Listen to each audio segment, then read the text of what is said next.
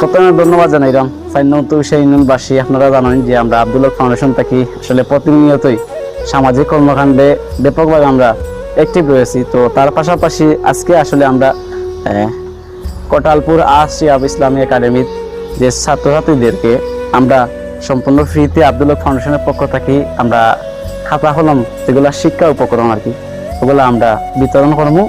আমরা এই মুহূর্তে আমরা আব্দুল হক সাহেব ভূমিদাতা উত্তর বিষয় ইউনিয়ন পরিষদের যিনি ভূমিদাতা এবং আব্দুল হক ফাউন্ডেশনের চেয়ারম্যান, তাই আসলে স্বয়ং উপস্থিত থাকবা।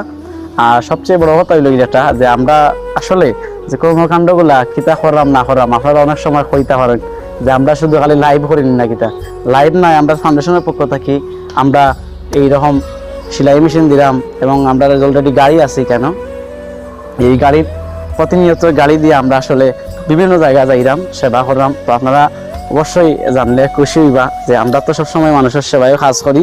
আর এর পাশাপাশি এই যে খাতা কলম যেগুলো আছে প্রায় 60টা খাতা পাইবা, একজনে 60টা খাতা পাইবা। এর পাশাপাশি পাইবা শীষ, একটা রাবার, একটা কাটার। আমরা একটু কালকে একটু দেখার চেষ্টা করো।